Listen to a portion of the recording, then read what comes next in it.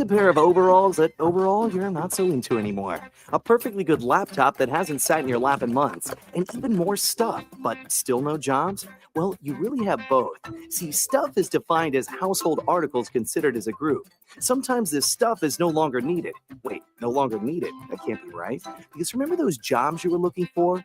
Those are really needed. And they're the stuff inside your stuff. Even inside that winter coat that moved with you to Phoenix. Our job is to unlock those jobs, and it starts when you donate your stuff to your local Goodwill. Here's how we do it. When you donate to Goodwill, we sell your stuff to provide job training for people right here in your community.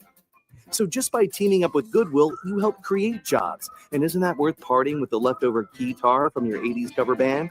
Goodwill. Donate stuff, create jobs. Find your nearest donation center at goodwill.org. A message from Goodwill and the Ad Council. You're listening to the Worldwide Sports Radio Network. Little roller up along first. Behind the see you in Pittsburgh. Can't wait.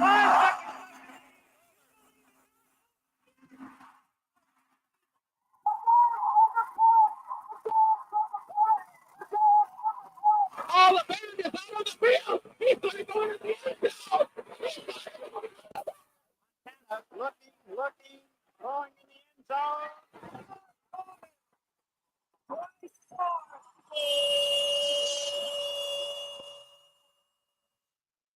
You're tuned into Game On with Josh Silverberg and Eric Bowe. Talking all things sports. It's Game on! Yeah, game on! Game On, right here on the Worldwide Sports Radio Network. Whoa! Wait a minute. Isn't there supposed to be a Josh Silverberg starting this up and saying everything? Ladies and gentlemen, you might be in for a treat. We'll see if he hops on or if there's a special guest. Also, we got some fun stuff going on tonight, right? We'll talk a little baseball. We'll talk a little football. We'll talk a little basketball, a little hockey. And of course, ladies and gentlemen, you're listening to Game On here on the Worldwide Sports Radio Network. Now, here's the funny part. I'm going to butcher all of the stuff that we're on, not purposely, but only because every time Josh does it, I try to list out that he can do it or can't do it. And somehow he does. So anyway, here's my attempt. So Josh, if you're listening, or if you're in the back, we'll see. All right, you can check us out on Spotify. You can check us out on YouTube. You can check us out. Guess what? Anywhere you can stream, you can check us out. All right, let's get to it. So, Speedy, just checking in. You good there too, sir? I am doing well. I'm just trying to get our co-host in. He is having finding his email. Whoever this co-host may be, we will find out in a bit once he comes in. You know, that sounds like a big tease right there, you know? All of a sudden we hop on and here's my ugly mug right away. No Josh yet, maybe, you know, a different co-host. Although, Speedy, I must say, I have to bring this up. If there's no Josh tonight, should we have removed his name or his likeness from the logo, like someone did a couple of weeks ago? Just saying. I'm just throwing it out there. It's all right. Real quick, ladies and gentlemen, I want to get into a proud dad moment. And dads, if you're out there, you know, or even moms, whoever, check out this. So last night, right before bed, my little guy says, "Let's watch TV." Okay, sure. Then it gets even better. He goes, "Let's watch baseball." Okay, now you got me. Yep, we can watch TV. We can watch baseball. He takes it a step further and says, "Let's watch the Yankees." Now I'm like, "Yup, okay, sure, why not?" Yankees make the last out. They come to bat. And at this moment, Aaron Judge steps to the plate. Little guy asks for some juice. Sure, no problem. Right? I said, listen, buddy, Aaron Judge is up. You let me know what happens, okay? Now, to me, I'm just trying to check and see how, just see what happens, right? All of a sudden, as I'm pouring his juice, I hear, oh, Dada! Aaron Judge hit a home run! He was so excited. Judge hit a home run. He knew exactly where he hit it, everything. It was amazing. Such a proud dad moment right there. I must say. And you know what? It would have been nice to share that with Josh. But guess what? He's not here yet, ladies and gentlemen. So unfortunately, you're stuck with me. But keep it locked. Don't worry. Feel free to send your comments, call in, anything. We're here for a good time tonight. We're going to check in with our team, see how everything's going, check out around the sports realm itself, right? I hear our guest is upcoming and should be on soon. So we'll see there. We'll see if it's make sure I do it right.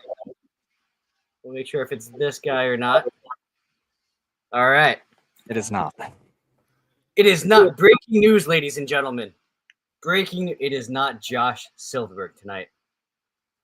That could only mean a few things, right? If it's not Josh, who could it be? Who is our official, unofficial, part-time fill-in co-host on Game On? You'll see in just a few moments. But let's get into it real quick. Sorry for that dad rant or whatever in the beginning of the show, but guess what? It was a proud dad moment, and you know what? You listening in and you hear that, I'm sure you can relate, right? Why not? Also, I think summer's actually officially here. Anyone else feel the heat? It's there. It's ready to go, which makes me more excited for baseball. Summer is like the official kickoff for baseball, I think. Granted, April, May is fine. Why not, right? You kind of seeing how your team is. June, July, August, those dog days of summer, you really know how your team is doing by then. Your pretenders, your contenders. And you know what? Right now, I think there's a lot of both, right? Like, let's talk about the Atlanta Braves for a moment. Now, listen, I haven't seen them fire a coach or manager mid-season before. But, man, is it possible that Snicker could be on the hot seat already? I don't know. But you know what? The team keeps performing this way. You keep seeing all these quote-unquote mental errors and whatever else. That's tricky. That's very tricky. Especially in the division where you have a red-hot Met team, a Philly team who seems to be turning it on. I'm intrigued. But we'll get to that and much, much more. We have a co-host hopping on. Special guest tonight, ladies and gentlemen. Leave your guesses in the comments below. We'll see if you're right. Anyway, so a lot to talk about. Let's get into it. Speedy. I don't know. Are you a Mets fan? Yep. Is a guy named Juan Soto all of a sudden hitting the ball? About time. I'm just saying, how much for, like I said before, April, May, it's time for the big overreactions. And there was a ton of overreaction, especially when the Yankees came to town. That, Soto misses the Yankees. Oh, he misses going to New York and the Bronx there. Oh, he misses this. He misses that. That's why he's slumping. Speedy, do you think any of that is still true at the moment with the way he's hitting? We'll see. Small sample. Small sample, but guess what? All of a sudden, that talk is way behind in the rearview mirror, no? For now. All right. I like the optimism there, Speedy. I like the optimism. Ladies and gentlemen, Speedy is not the special guest tonight. He's always special for us on this show, but he's not the special guest tonight. Tonight, the special guest is none other than... You'll have to keep it tuned in to see. Anyway, back to baseball. I don't know. Juan Soto has been doing Juan Soto things in New York. And what I told Josh what I told Josh originally was the Mets will be fine with Soto, obviously, as any team would be. The biggest thing the Mets need to be aware and have and do, right, is when Soto, late in games, in crucial point of games, when Juan Soto has a Juan Soto-esque at-bat, draws a walk, gets on base, it's got to be the next man up. And right now, I don't think there's a hotter hitter in baseball than that next man up after Soto and Pete Alonso. 63-plus RBIs. Mashing the ball. Just can't get out in those huge moments, everything going on. Pete Alonso is doing what Pete Alonso needs to do in that lineup. Now, when the dog days of summer happen and you're in that stretch and you're really trying to find your team one way or the other, that's when I wonder, will they continue to have the success? I think they can. Absolutely can. They have a lineup. They have a pitching staff. Everything can. Now, the stars just need to align. That's the biggest thing of, okay, we saw last year Juan Soto would get on base. Aaron Judge would hit behind him. What was that? What? Aaron Judge would hit behind him, and guess what? Aaron Judge finished with an MVP year.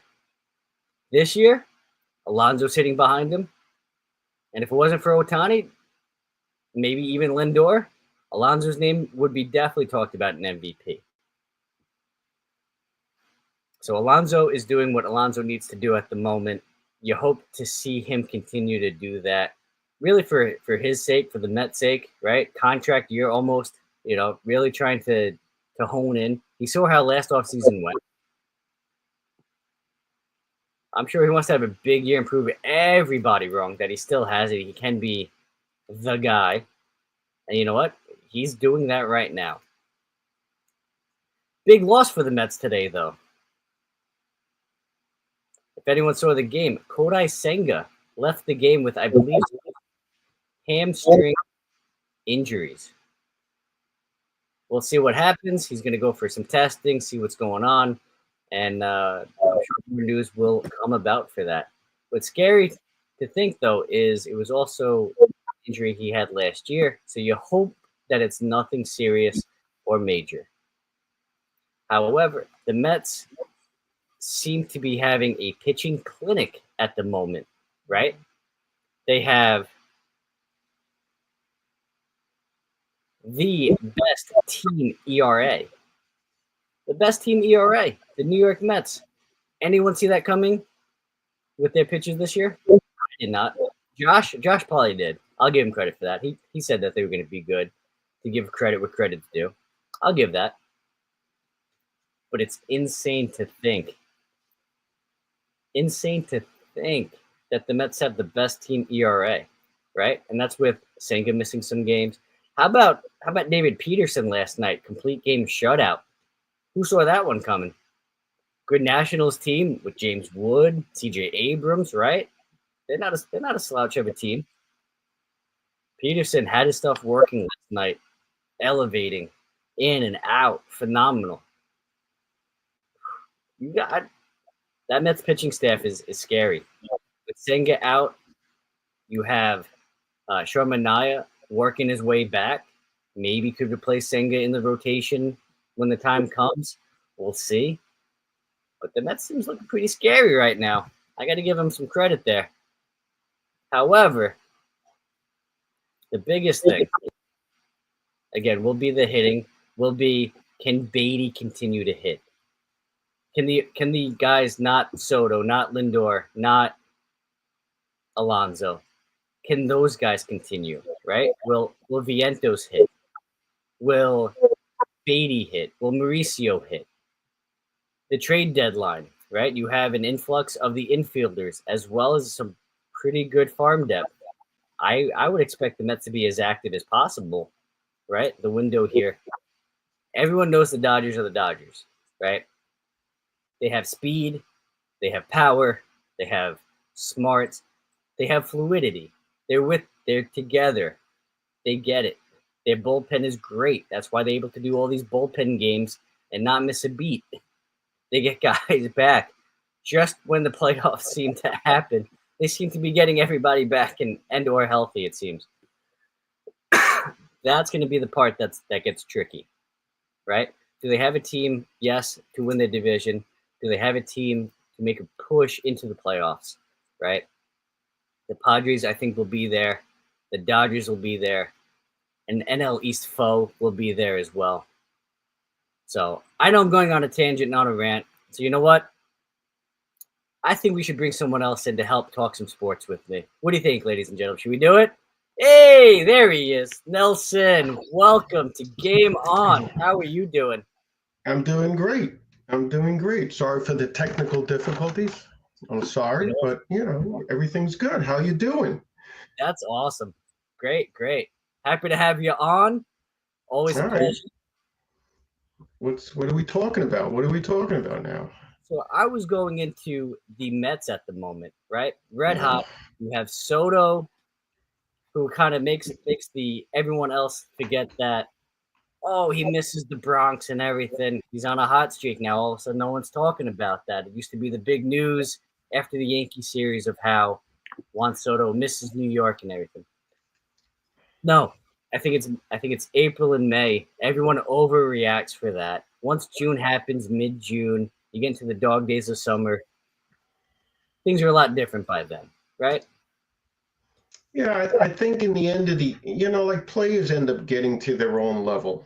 Sometimes they're hot in April and cold in June, but by the end of the year, the numbers sort of level off to where they're normally at. So, I mean, eventually Soto's going to get his 35, 40 home runs, bat 278, 285, 110 RBI. He's going to have his year. I'm sure of it. You know what I mean? I'm not as positive about the other Mets, but I feel very good about Soto, obviously. And, I guess it's because it was a cold April that everybody started freaking out, but, he had looked terrible. I got to give you that, man. I was shocked how bad he looked at times. It was amazing how bad he looked. I mean, you look at a guy like that and you go like, wow. How could someone be so locked in at times and just be so lost? Someone that good a player be so lost was amazing to me. And that's the biggest thing that I don't know. I'm sure you do, but do Mets fan realize too? In the big crucial moment, there'll be times he gets the big hit, he'll get the home run, but it seems majority of the time he'll work an at bat and draw a walk for the next man up. Right now, Pete Alonso is the man right now, leading majors in RBIs and everything. But do we have faith in Petey continuing that throughout the year in a contract year? No.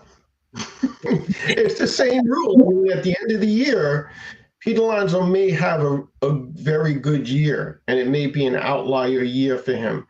But generally speaking, a very good year for Alonso would be over 50, right? Anything over 50 home runs would be a phenomenal year for him, and he might have it this year.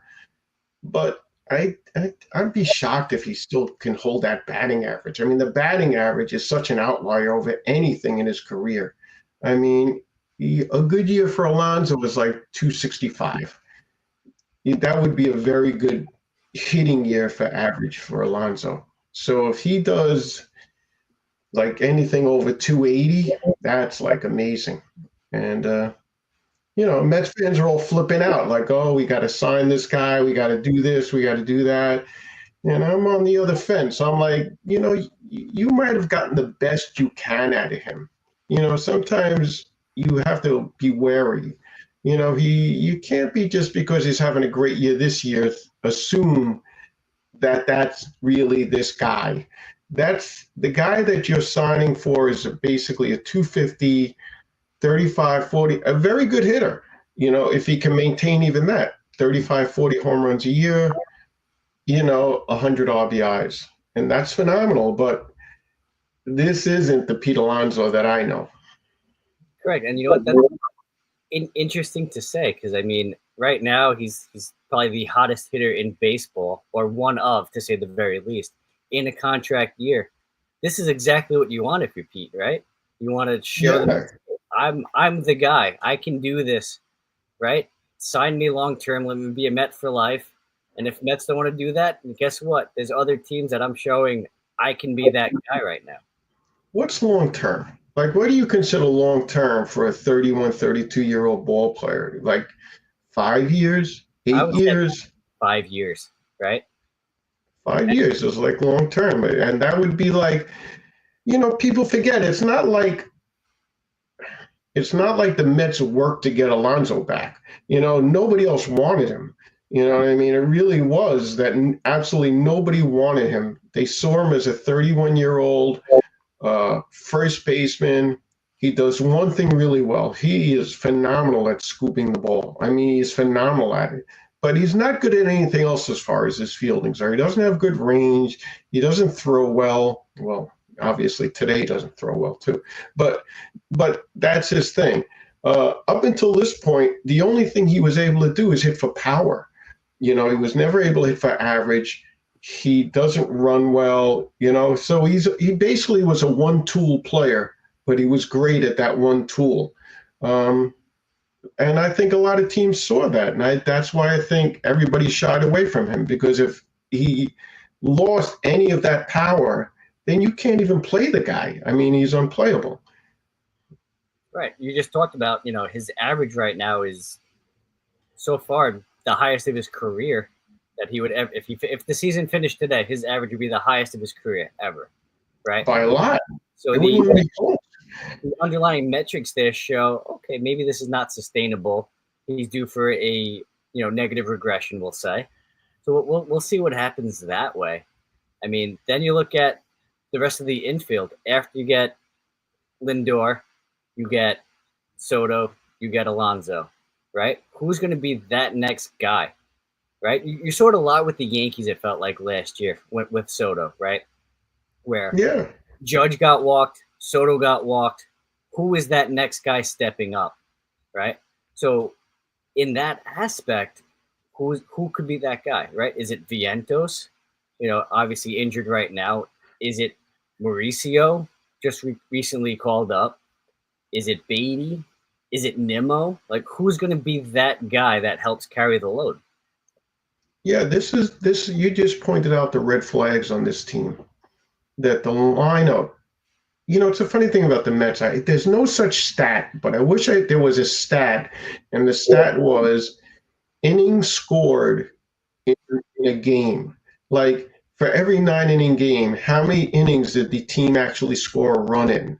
To show like how deep the lineup is and how often a team can roll the lineup in a game. Like, a team that average scoring runs 4 innings a game is a really good hitting team. The Mets, on the other hand, are probably really, really low in the innings that they score runs in, meaning that the lineup does not really flow great, but they're able to score enough runs to win games. And it comes down to just enough hitting, the starting pitching overachieving tremendously, and the bullpen being above adequate. And you combine all that together, and you have this great record. But I'm not quite sure, if I talk to Josh, he'd get pissed when I say this stuff. But I'm not quite sure when I look at the flags on the Mets team, I'm not quite sure that this is a team that can win against top teams. I'm not sure if the starting pitching can hold up against the best teams. And I'm not sure if there's enough hitting across the whole lineup right now that they could compete with those teams. To me, the third best hitter, and everybody says, is Marte. To me, Marte is the most professional hitter on the team after you get past Alonso, Lindor. To me, Nimmo is a 32-year-old player. He's been batting about 220, 230 for the last year and a half. I don't know what he is. Signed him to a long-term contract when he was a center fielder and a base stealer. Now he's a left fielder, and he doesn't steal bases anymore. He doesn't take walks anymore. He's a high K guy. He strikes out. He's not even close to the same player that they signed him long-term for. and then you get guys, Beatty and Mauricio and, Vientos. They're hot and cold. I don't know. Who knows? I hope for the best, but I don't know. I don't know where the lineup goes. Guys that is very disappointing to me are guys like Alvarez. I mean, Alvarez is just like, I don't even know what he is anymore. Like, is he just a good defensive catcher that had he hit like 20 home runs his first 2 months in the major leagues. He was like phenomenal. Right. And now he's like, I talked to my kids. I thought he was on roids when he came up. Like, how could you be that good of a power hitter when you come up? And nothing. Exactly. He was a highly touted prospect, right? I remember Josh raving and ranting about him once Alvarez gets up. And you know what? Josh was proven right with that first 2 months of Alvarez's career. And then all of a sudden, the injury bug just seems to always catch up with him somehow, some way. And it's the craziest injuries, it seems like. But yeah. To me, that would have been the guy that's like, okay, after our top guys, here we go. It's Alvarez. And you're like, all right, we got to keep going. Oh, okay. Right? Where you don't give the pitcher that kind of break in the lineup itself. Right now, they kind of have that. And like you mentioned, the pitching overachieving. Big loss with Senga right now. We'll see how long he's out for with the hamstring. Hopefully not too bad. But I always have weird takes, and I sent this to Josh and the other one, and then all I got is ridiculed for it. Like, for the last couple of weeks, I kept saying the Mets should trade Senga. They should trade him. And they kept saying, you're crazy. And I said, yes, I know his numbers are great, but he's very high maintenance. He doesn't give you enough innings at the end of the year because you have to run him every 6 days. In a playoff series, at most, you can only start him one time. And you can't have a guy like that as your ace. Plus, he's so fragile. And I said, you could trade him. You could get a boatload for this guy. Not so much now, but I'm saying, like, he's the kind of guy that I want to get out from under from. You know what I mean? He's the guy. Their rotation's good enough. They could run 5. Let them run 5, the 5 guys they have, and stop with this 6-man rotation nonsense. And I think he's just too high maintenance as a player, as good as he is as a pitcher. And that's the thing, though, is you have Minaya coming back. You see, I told you, he gets pissed off. He's a baby. Grow up. This is the perfect show to go on a rant. I know. But they do have Minaya coming back. Everybody wants. Here's a point. Everybody wants to trade bad players and get a lot back for them. That's what fans are like. Let's trade Nimmo and get Judge, and we'll throw in a couple of good minor leaguers, But God forbid if you say, let's trade a really good player, but get a boatload back to them and really advance the team, then everybody's going like, oh, no. He's too good. He's too good. Is it weird to think that Josh would have a good reasoning why the Yankees should take Nimmo for Judge? And a couple of minor leaguers. No. And a minor leaguer like Jet Williams. They'll throw Jet Williams in. That'll even it up. No, that's definitely overachieving with the pitching staff. Manaya's coming back. But you know what? I'll give the flowers when they do. Credit is due. For sure, they're phenomenal right now. If the Mets can turn around Frankie Montas, I'll really give him the flowers and say kudos and great job. See, that's the thing that you have those guys. When he comes back, is he going to be a long reliever? Is he going to join the rotation? Who's getting bumped? Right? Obviously, it's one of those hearsay until the time happens. That's an interesting one that I'd say. I think Montas right now, he's been so bad that they're not. I don't think they're even thinking about it. There's I can't see them wanting to bring him up. There's no slot for him right now except maybe an out. He might be the. We're getting blown out. Bring him in and see if he could get outs on a major league level guy. I don't think they would put him in a high pressure situation, even if they run him up and put him in the pen. I think, he'd be That sixth, seventh, eighth kind of guy. He'd be the guy that scores 6-1. Need a guy to eat 3 innings. Let's bring Montas in and see if he could get outs, and then maybe bring him up, but this team, there are pitchers that people despise on the Mets, like McGill and stuff like that, but his peripherals are so good. Like, if you look at his peripherals, they're so good that you can't just give up on a guy like that. He basically is he wastes pitches. You know what I mean? Like, he can't go deep in games because he just wastes pitches. But when he's throwing strikes, man, he's like unbelievable. I think he's basically almost like the best strikeout pitcher they have in the rotation. Consistently throws very big, high strikeout numbers. Why isn't he, if he's going to do this, he should have just came on the show. I mean, this is annoying already. I mean, Josh, if you have to call in. You see what I mean? Because you know what, Josh?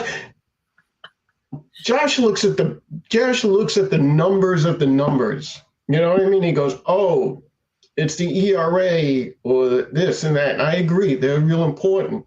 But there are certain numbers you should look at and go like, wow, this guy does have really good stuff. He's just not harnessing it yet or whatever. But you can't just discount it.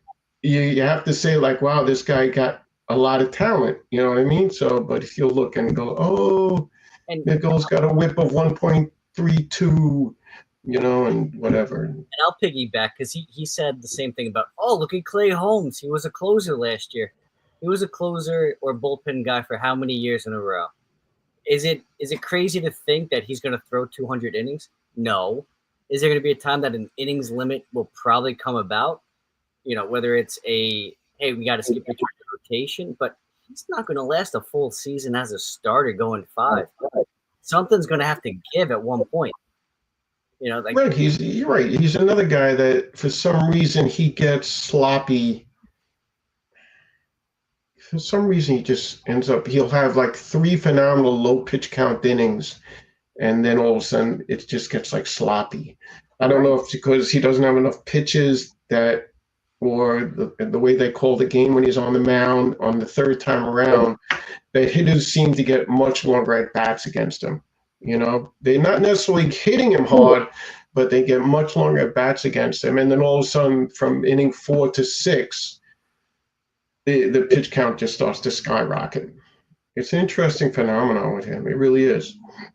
And that's the biggest thing. But again, you haven't seen a bullpen guy for years and years and years all of a sudden become a starter and last a full season, right? Let alone you get into October and you make a deep playoff run and you need him to be the guy. I don't know if he can be relied on that way, right? It is amazing, yeah. No one talked about how healthy this team has been. That this pitching staff has been incredibly healthy, except for the minority. All besides the preseason injuries, all of these starters have made their starts. It's pretty impressive. Absolutely, right. And I don't like McGill better than Senga. Just as a point, I don't know who can see these stupid messages that he's sending me. I don't like McGill better than Senga. I'm just saying that considering the return you could get for a guy like Senga, that's like an organizational changing trade possibly. And he doesn't provide as much as his stats show he provides. Like, he just doesn't give you, his stats are great, but he's not in the games enough to make them worth it. If I Absolutely. And you know what? You look at. Yes, I would have let Alonso walk. You're right. He's right. I would have let Alonso walk. As if every other baseball team would have let Alonso walk because nobody wanted to sign him. There wasn't a line out the door to sign Alonso. And they re-signed him because he begged for them to sign him. Kind of had to, right? I mean, no other deals were had to sign him. There were no other deals. The Mets had to sign him. And he gave them a really good deal. I think it was a fair deal for both of them, considering, it wasn't only last year. Like, his numbers were on the decline from basically 3 years to last year. His numbers were on a decline. His batting average numbers were like, I don't know, what did he bat, 220 something last year? I don't even remember what it was. It was some ridiculously low number. So, I mean, come on.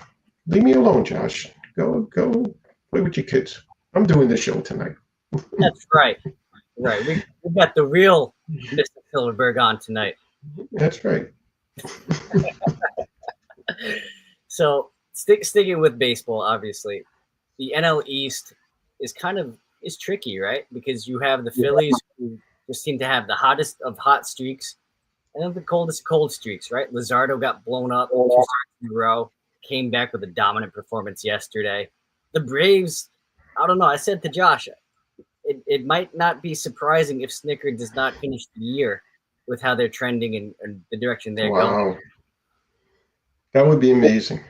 You think they would let Snicker go? Really? Wow. I mean, let's face it, he doesn't have a lot to deal with. I mean, the staff is pretty weak. There's pitches. He lost Freed. What's his name? Isn't as good as he was. He gets hurt. These guys are peeling off and not as good. I mean, if you look across the whole team, they're really not the same team anymore. They've lost a lot. Right. But you know what? Now we'll see with Acuna back, right? Albies step it up. Matt Olson hasn't been the same.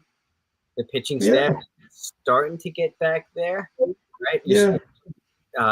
The injury and who was it? Strider coming up to Snicker like, hey, I think he's done, right? So there's the behind the scenes stuff that makes me wonder, to say the least, sometimes.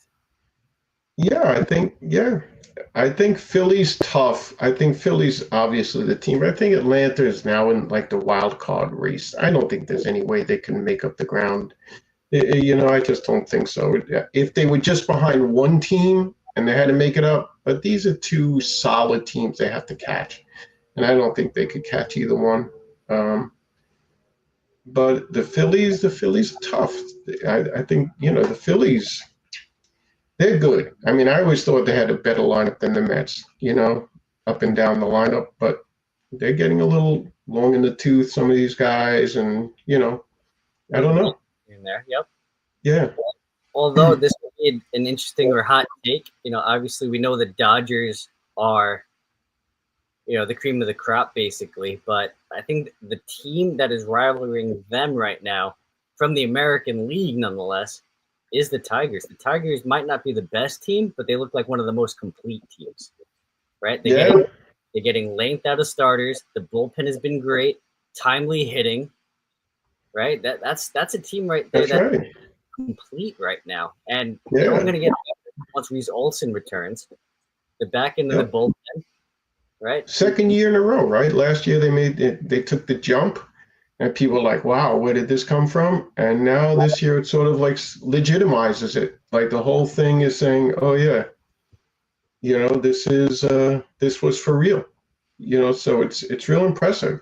Although the American League's pretty soft. But still with all in all, there's a lot of wins to get in the American League. Let's put it that way. There's a lot of wins to get in that league. I'm fascinated with I want to see Tampa Bay make the playoffs. That's what I'm dying to see. Because I want to see what are they going to do with a team that plays their regular season games in a 10,000-seat ballpark if they make the playoffs? To me, that's going to be great. Just a message. It'd be interesting too with them, though. We'll see what kind of team they are in the summertime, right? Because they are playing at George M. Steinbrenner Field and out north in the summer, the heat of it. That ball's going to travel quite a bit, it feels like. So if they down there, the pitching gets together, Taj Bradley figures it out. It seems like every good game he has 2 bad ones afterwards. But Rasmussen has been lights out. Right. Pepio has clicked and got to a new level. But they're a scary team too. They had the pitching to beat anybody, it seems like. But it's the same thing. It's the timely hitting that they have. Look, the Yankees are the cream of the crop in the American League. I know I'm not doing it to jinx you or anything, because the best team very rarely gets there anyway. You know what I mean? It's just all fluky playoff baseball. But they're shockingly good. I leave it at that. To me, they're shockingly good. They score a lot of runs, and I don't know why, but they do, because their lineup doesn't look that deep to me, but they do score a lot of runs. The Yankees, it's a funny thing. The Mets always underachieve offensively, no matter how good a lineup they come up with in preseason. The Yankees always overachieve tremendously. And whenever I look at the Yankees lineup, I go, wow, they always, I don't know how they do it. How are they scoring so many runs? Their lineup is not that deep. I mean, you have the guy, you can obviously pitch around him anytime you want to, and you should be able to get outs all over the place on that lineup. But yet, and that's the crazy thing, right? Like think of this: the Yankees had Soto last year. Obviously, they have more. Right. They have more innings this year, scoring 5 or more. More innings already this year than they had all of last year. Yeah, it's crazy. The addition of Bellinger for Cody Poteet was probably one of the greatest trades that's ever happened for the Yankees. Right? It was a gift. Yeah. Right? Then you add Paul Goldschmidt, who the second highest average.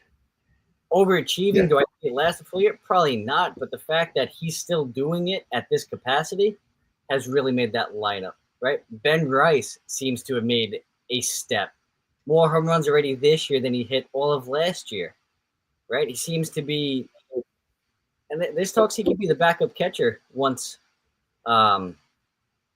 Stanton returns. And this is the team that's doing it without Stanton in the lineup, right? Judge is just being Judge. He's right? great. He's unbelievable. He is the best player in baseball.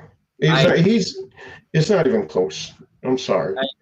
I agree. You look at all the offensive metrics between him and Ohtani, and Judge takes it. Ohtani has we'll cross that bridge once he does, but I agree. Judge is probably the best hitter on the planet right now. Right? Then you get some streaky / what they were lacking last year with the athleticism with Jazz if and when he gets on base. Same thing with Bellinger. Your defense just improved that much. Trent Grisham is he's cooled off obviously, but who saw Grisham doing this, right? Didn't show any of that last year. So it's like you said, it's kind of some overachieving with the offense there. Right? The rotation is holding together. I mean, it's just all clicking. It's really weird. When Cole got hurt, I was like, oh, that's it. But it wasn't it. Like the rotation just held together. And that's the crazy part, because the rotation kind of seemed to be a weakness, right? Beginning of the year, you had Carrasco, you had Stroman, but here we are, first 2 weeks of June, Max Fried leads the AL in wins. Rodon leads the league in strikeouts, right? When Rodon keeps the ball in the park, there's a good chance the Yankees win that game, right? Will Warren has been 50-50, but you know what? Putting it together and being very serviceable. And then you add in Clark Schmidt, who already has more games going into the 6th inning this year than he had all of last year, too. So something is clicking with this team. Yeah. The bullpen is still spotty and iffy, right? You kind of hope that he gets back sooner than later and that Devin Williams kind of turns it around. But how crazy is it? Devin Williams in the 8th inning is this lights out, no questions asked, 3 up, 3 down. He moves to the 9th, and all of a sudden it's he's lights on. It is weird. I think it's just I don't think it's anything of anything. I just think it's fluky. I think it can't be anything of anything. I can't believe a pitcher like him actually. I don't think professionals think about it. For the vast majority of professionals, I think a guy like Devin Williams has been closing. He's a closer. He knows how to close. He's not shook up because he's coming in the 9th inning. It's just some fluky thing that happened, and sometimes the world spins that way, and it looks like something's really going on, but it really is just one of those fluky things that you don't think could happen, but did. And now he's not even a closer anymore, but that's all right. The back end of the pen is all the better for it. Exactly. You know what? Speaking of fluky and underperforming and all that stuff, Aaron Rodgers is in Pittsburgh under an Arthur Smith system.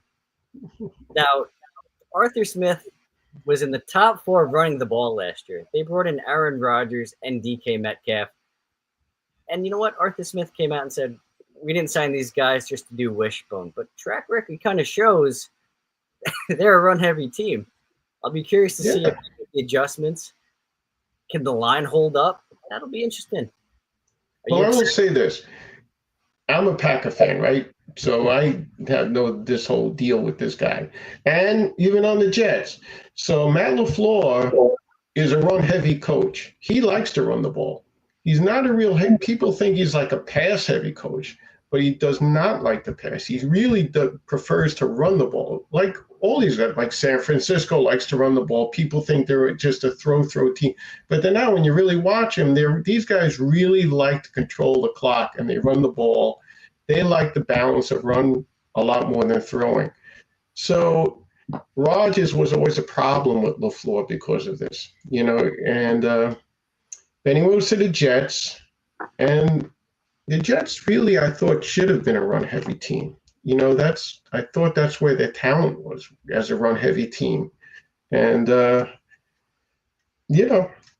they stunk, and they do whatever the Jets do. And now it's on Pittsburgh, and they're going to be a run-heavy team. How could they not be a run-heavy team? Do you think at 42 years old, he's really not?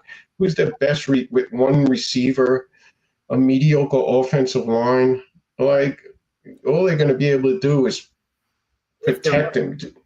The better their run game, the better Rodgers will be, because it'll open up the play action. It'll open up the passing game. Yeah. I think they kind of have to be a little bit to make that happen.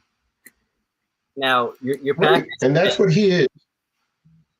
Your Packers have been almost on the cusp for the past 2 years, right? They seem like they're almost there, right?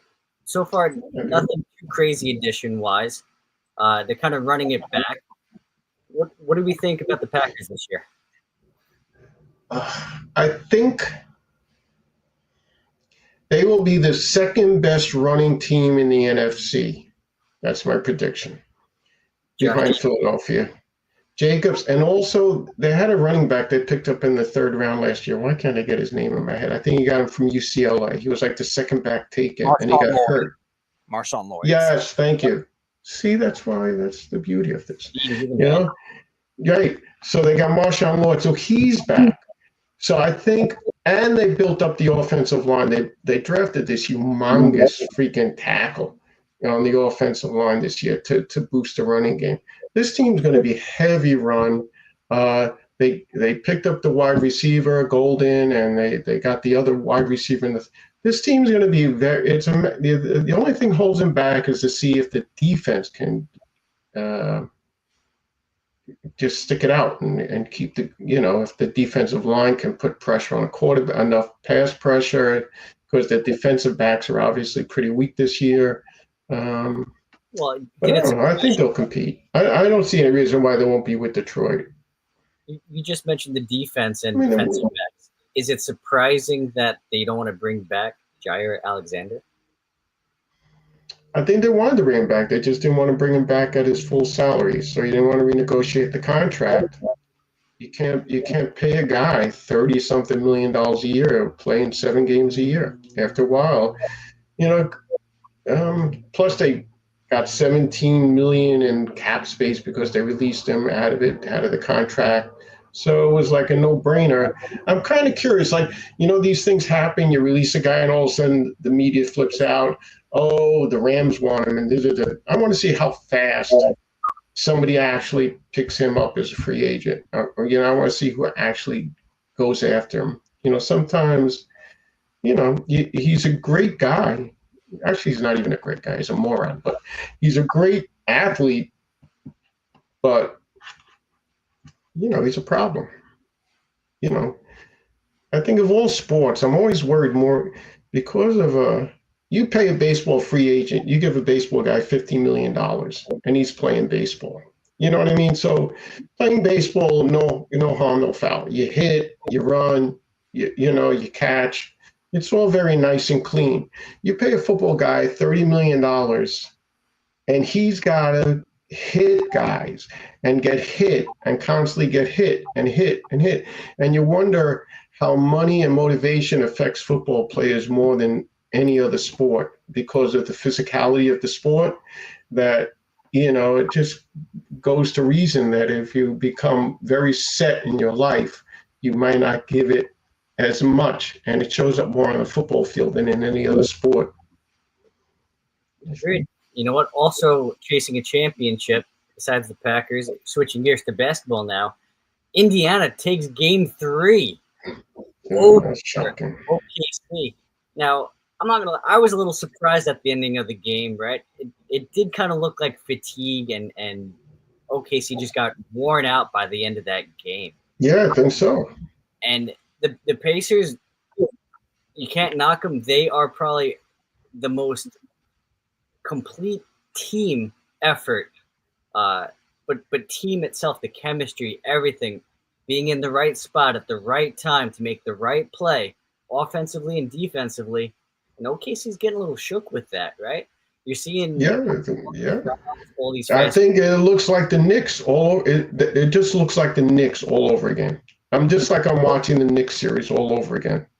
Maybe not with the dramatic comebacks and stuff, but the fact that in the first game and in the third game, the 2 games that Indiana won, the first game, OKC was constantly ahead by in the teens, but they couldn't get it any higher than that. The game just sat there 14, 16, 12, and you're just sitting there watching this game and you're going man, this should be over, but it's not over. And the same thing in yesterday's game where you're just watching this game and they don't go away. They're just sitting here. The first quarter you go man, it looks like OKC might get this one. And all of a sudden the second quarter they put up 40 points and they're up by 4 at halftime. They just don't go away. They're really a well-coached team. I mean, they're just a phenomenally well-coached team. And they're a great 3-point shooting team. An unbelievably good 3-point shooting team. And that's the crazy part is, it almost seems like they were coasting most of the season. Late in the season, they hit another switch, another level, right? Mathurin, Smith, Nemhard, right? Miles Turner, him being healthy, Halliburton did not have to be the guy, for instance. Yeah.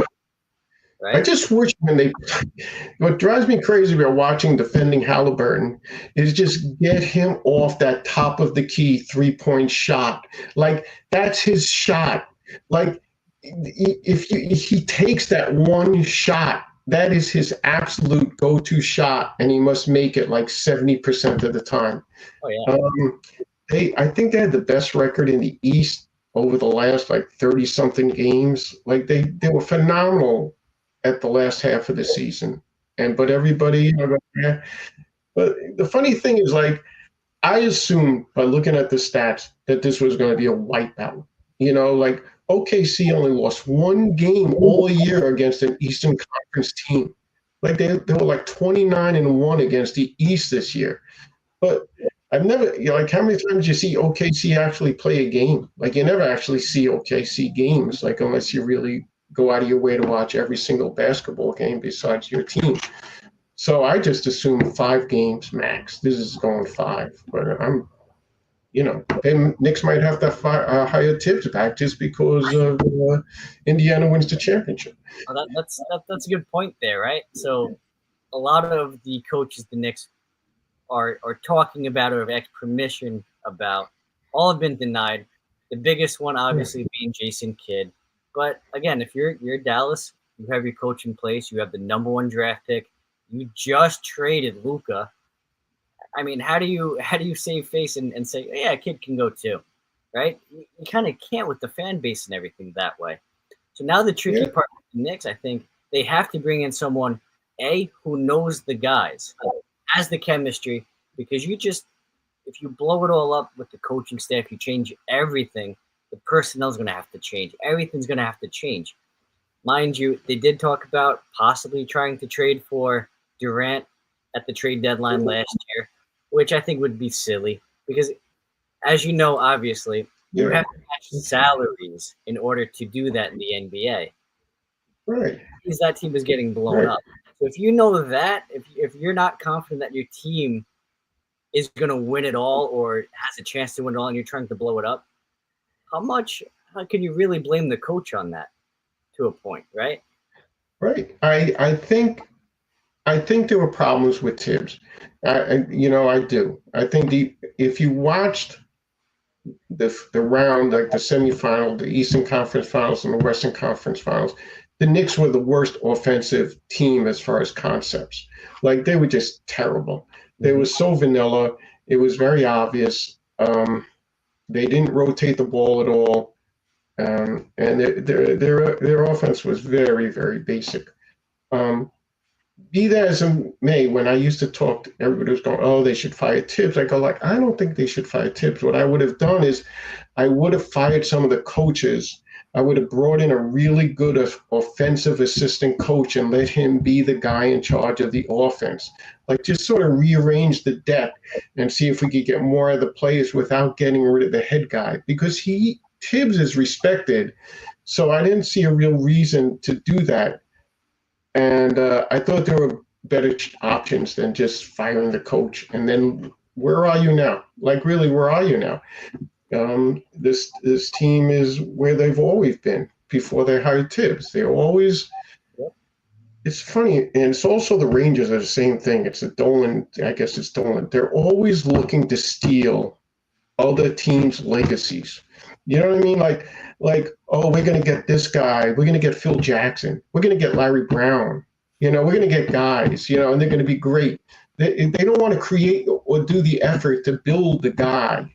Like, look at Miami. They get these guys. He goes to Florida and he hires Spoelstra. Nobody. And they win championships. Now Spoelstra's like one of the best coaches in the league. The Knicks never do that. They're always just trying to steal other teams' legacies. I'll call it like that. And it never works.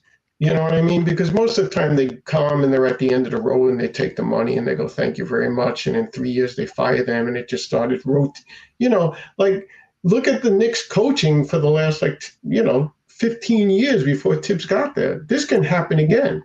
So, when I heard Jason Kidd, I say, yeah, they're really good coaches, but they're not Knick coaches, And the reason why Brunson is so loved is because he is the first Knick.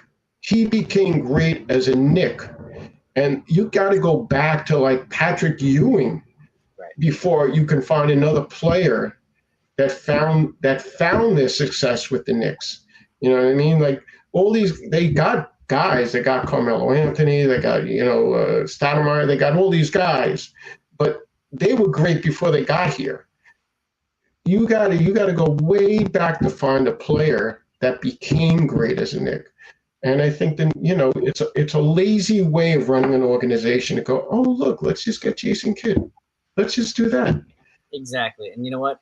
I always thought Johnnie Bryant seemed to be the guy for the Knicks. Has the team chemistry with the players already, different mindset, a little bit of a different thinking of the team itself. I always thought he was going to be the guy. I will say I do have trust in Leon Rose. He helped build this team to be a lot better than what it was, and I do not want to make the Knicks you're better than that. So with that being said, it is time for you're better. All right, good. Nelson, cool. Would you like to start it off? I just did it. I just did my you better than that with the Knicks. How disappointing I am with this team. That I just feel that if you're in an organization, let's say you're a business, any business, a successful business, not a failing business, and you say we have to fire the president of the company, you better know who you're going to hire at that time.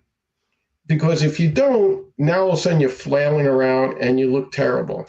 You don't just fire competent people unless you have a plan in place for the next person that takes the place.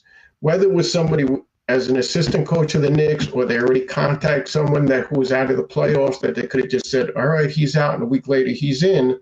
That's what I really expected. But now that we're down the road this far, I have no idea where they're going to go. I mean, the truth is Jason Kidd could go to the Dallas Mavericks tomorrow and go, I want to play for the Knicks. And Dallas, who cares if Dallas says you can't negotiate with him? They got no choice anymore. They're going to say, all right, you're a Knick.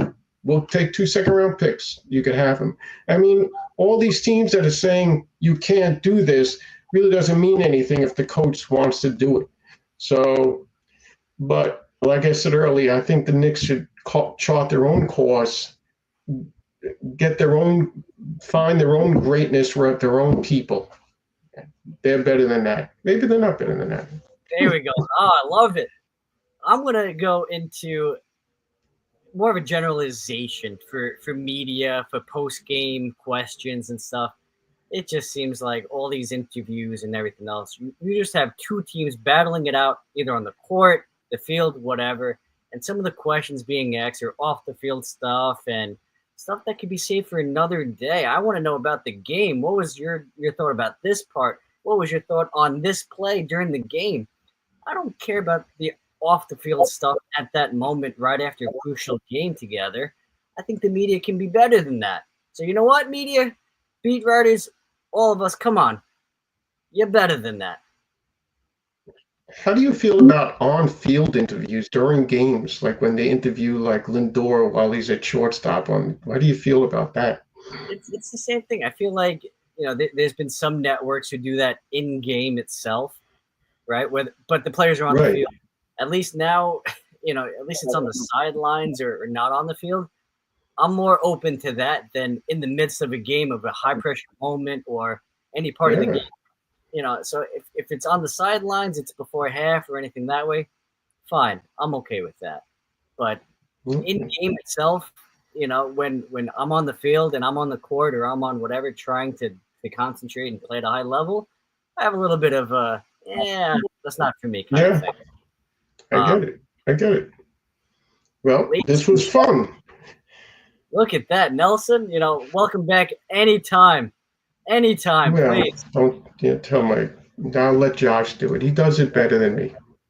Listen, we had a side note a couple of shows ago talking about this very moment that happened to come into fruition after the fact.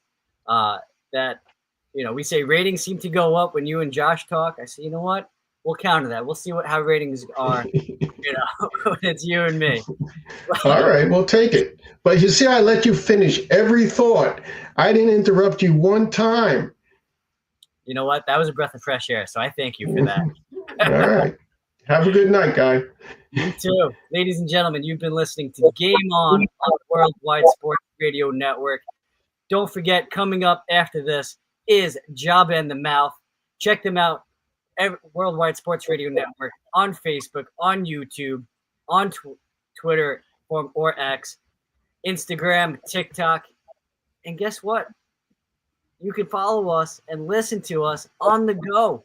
Stream us on Spotify, Apple, YouTube. Guess what? Anywhere you can stream, that's where we are. It's amazing. It's amazing.